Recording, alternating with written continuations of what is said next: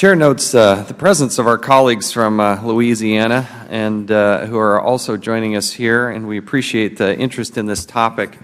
I'd like to ask unanimous consent that Garrett Graves, Mike Johnson, and Cedric Richmond be allowed to fully participate in today's hearing. Without objection, so ordered. We had one of the worst natural disasters in this country happen again in Louisiana. On August 11th, 2016, a no-name storm dropped some 7.1 trillion gallons of rain on the Baton Rouge and Livingston Parish area. Some areas received up to 31 inches of rainfall in just 2 days. That is so unbelievable. It's hard to imagine how much rain was falling in such a short amount of time. The resulting flood was one of the worst disasters in our history, causing over $8 billion of damage and claiming 13 lives. First responders, friends, and neighbors, including Representative Garrett Graves, who took his own paddleboard out and coordinated to get people help, rescued more than 15,000 people from the floodwaters. And again, we appreciate our representatives from Louisiana being here and participating in this hearing. There were some 150,000 local residents who applied for assistance. 7 months later, estimates indicate that more than 45,000 flood victims remain displaced and don't yet live at a home. Another 600 families are still living in a hotel. You know, this is one of the things that my colleague here to my right, Elijah Cummings, talks a lot about. We keep saying we're ready, we keep appropriating the money, and they're flat out not ready to deal with it. Congress responded to this by appropriating $1.6 billion to be administered by the state of Louisiana on top of billions available through other programs. The committee sponsored the first congressional delegation to the affected areas in the weeks after the floods and held a hearing on September 9th of 2016. The committee then returned to the area in February. Additionally, we have reviewed more than 80,000 pages of documents from the Federal Emergency Management Agency, or FEMA, and through our field work and document review, we discovered significant failures at FEMA. Among the most egregious examples is FEMA's failure to deploy in a timely manner. These MHUs, these mobile housing units, are a housing option of last resort for flood victims. At the time of the September hearing, FEMA had placed only one person in an MHU despite having 70 MHUs locally and sitting on a lot. I want to show you this graph here. Now remember, this disaster happened in August. Okay? This is the deployment of the mobile housing units.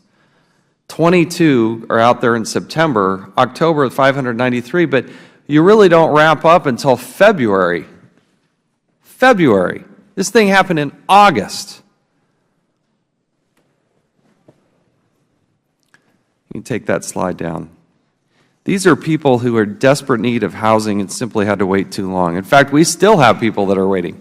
There's still people in line. It's April, and they're still waiting. Unfortunately, the problems with the mobile housing units are not limited to the abysmal placement or pace of deployment. Let me show you what this, I want to put up this slide here if I could. This is from Clayton Homes. Okay, this is just, we went online. Staff did good work. It's kind of hard to see there, but you can go online right now in Louisiana, and that top one, it's called the Elation. It says it's in stock. They can buy between $26,000 and $45,000 right now. You could just push the button and order it.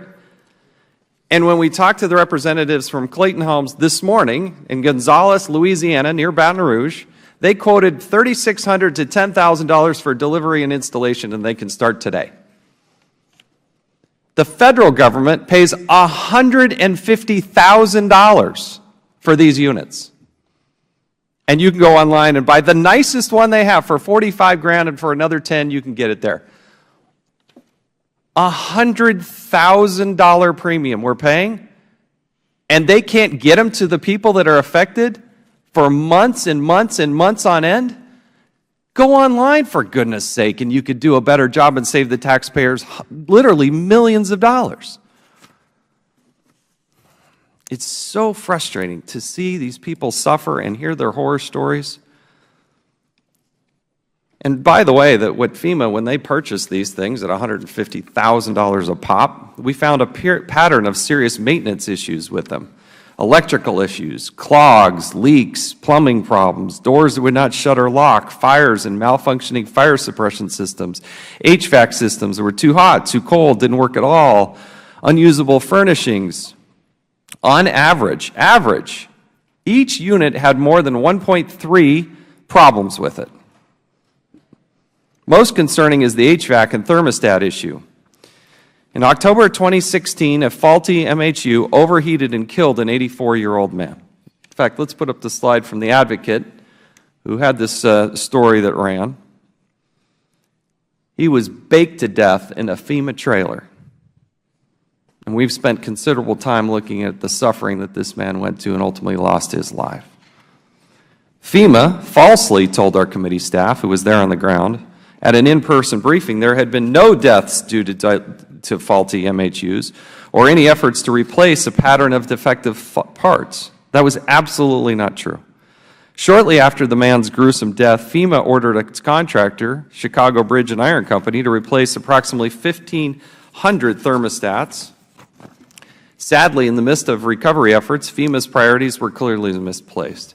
In an October 31st, 2016 email, uncovered by the committee, a FEMA official writes, quote, "We have no way to predict what this news will do to our operation and how the congressional office will use this prior to election," end quote. This is not the first time FEMA has placed its own image above aiding citizens in need. 10 years ago, the committee held a hearing on formaldehyde levels in trailers deployed by FEMA in Hurricane Katrina. Then Ranking Member Tom Davis stated, quote, "FEMA's concerns were legal liability and public relations, not health and human services," end quote. It doesn't seem as if anything has changed since Hurricane Katrina. FEMA is repeating many of the same mistakes they should have learned from Katrina. Additionally, we identified pervasive waste that FEMA-funded state-run shelter-at-home program. This program allows for $15,000 in temporary repairs to a home so flood victims can remain in their homes while finishing repairs. So a contractor gets $15,000, come in, do some temporary repairs, then they can stay in their home. The biggest beneficiary of this program were the contractors who were allowed to make repairs at cost well beyond their value. The state reimbursed contractors for repairs based off negotiated, and I don't know how to talk about bad negotiators, off negotiated, itemized on the list. So let's look at what we're paying for basic items. We went to Amazon.com. We figure, people know what that is. You know, pay less than $100, you can get a Prime membership and also watch some videos. These are what Shelter-at-Home program is paying, okay? For the 2-burner hot plate, $120. You can go it on Amazon and buy it for $22. Microwaves, $113. You can see along the way, the AC unit, $985. You can buy them for $249. And guess what? Amazon will deliver it to your door for free shipping. And if Amazon does it, my guess is every retailer that's in Louisiana would also do it to help out their friends in need right next door. We're paying ridiculous prices. We're paying $150,000 a unit, and we can't get it to the people.